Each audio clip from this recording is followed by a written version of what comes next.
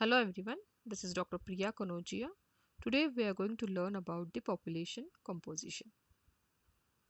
As all of us know that population is considered as a human resource, the physical and intellectual characteristics of population affect the development of a region.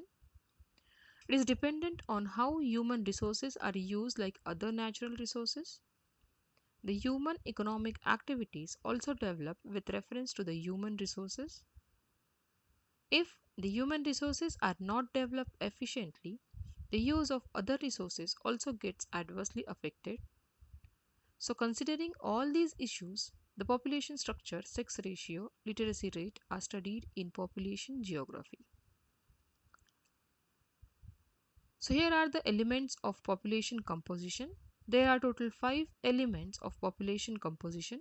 Those are age structure, sex composition, literacy and education, occupational structure, rural and urban composition. Let's see one by one in detail. The first one is the age structure.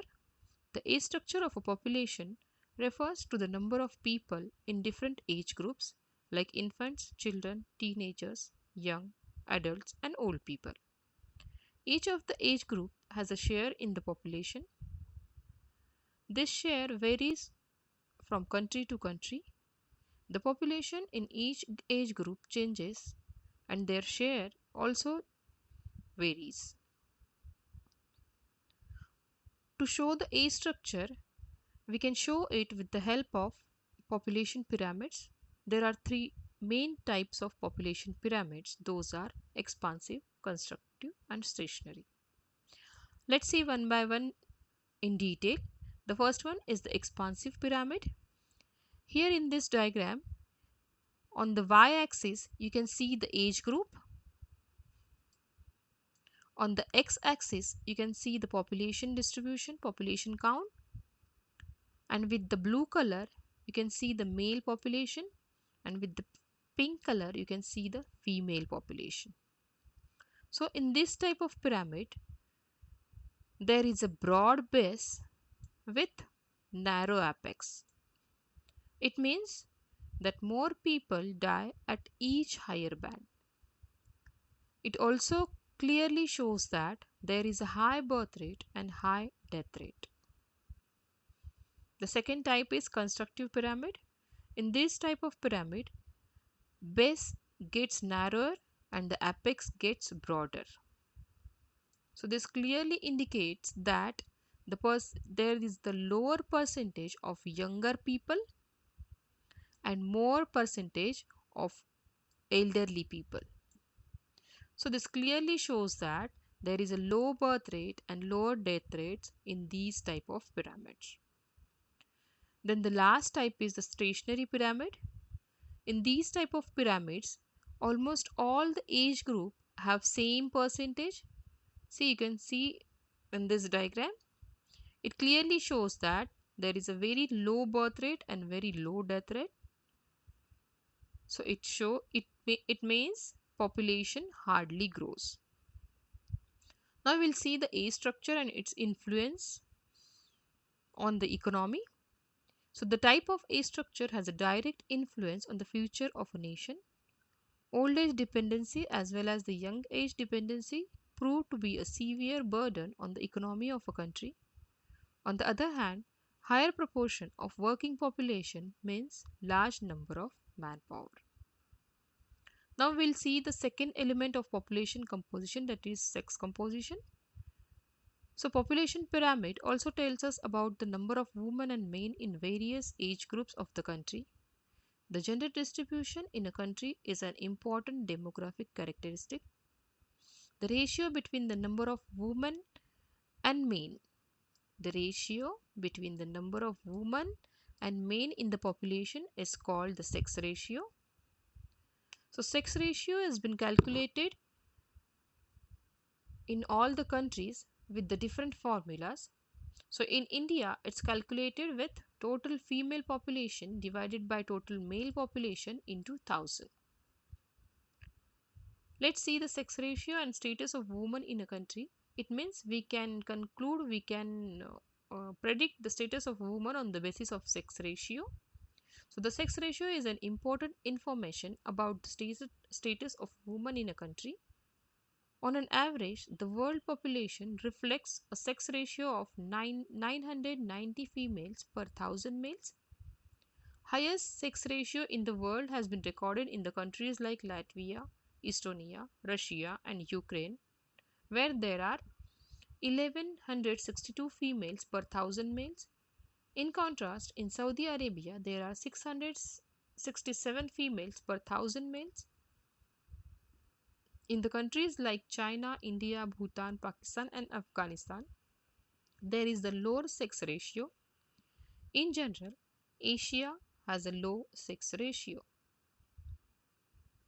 Now we'll see the third element of population composition, that is literacy and education. The proportion of literate population of a country is an indicator of its socio-economic development. It reveals that the standard of living, social status of females, availability of educational facilities, and policies of the government. The level of economic development is both a cause and consequence of a literacy rate. Each country has its own definition of literacy. In India, literacy rate denotes the percentage of population above 7 years of age which is able to read, write, and has the ability to do arithmetic calculations with understanding. Now, fourth element of population composition is occupational structure. So, the working population take part in various primary, secondary, tertiary, and quaternary occupations. The proportion of working population engaged in these sectors is a good indicator of the levels of economic development of a nation. This is only because a developed economy with industries and infrastructure can accommodate more workers in the secondary, tertiary, and quaternary sector. If the economy is still agrarian, then the proportion of the people engaged in primary activities is high.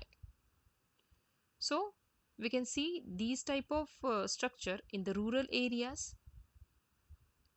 So here is the example of occupational structure of India from 1901 to 2011. So here you can see the primary sector, the secondary sector, and the tertiary sector. So from the year 1901 to 2011, you can see that primary sector has been decreased since the years. Then there is an increase in secondary sector. In 1901, there is a 12.5%, but in 2011, there is an increase with 23.52%. Similarly, in tertiary sector also, there is a increasing rate of tertiary sector. So you can see in 1901 there is a 15.6%, but in 2011 the percentage of tertiary sector is 27.52%. So with this trend, we can clearly predict, or we can clearly conclude that in 2000 by 2030 there will be more secondary and tertiary activities than the primary activities. Now the last element of the population composition is the rural and urban composition. The division of population into rural and urban is based on the residence. This division is necessary because rural and urban lifestyles differ from each other in terms of their livelihood and social conditions. The H6 occupational structure, density of population, and level of development vary between rural and urban areas. In general terms, rural areas are those where people are mainly engaged in primary activities, and the urban areas are majority of the working population is engaged in non-primary activities. It means secondary and tertiary activities. Now we'll see one of the demographic concept, that is demographic dividend. Dividend is the type of reward that is distributed among the shareholders. It is simply the division of profit or surplus received.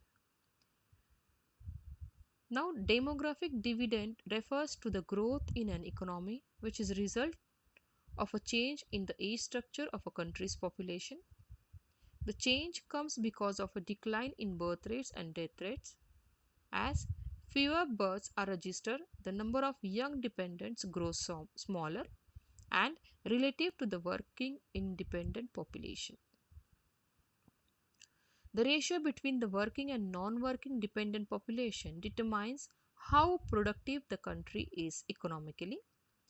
The higher the ratio, higher will be the contribution of working population in the economy.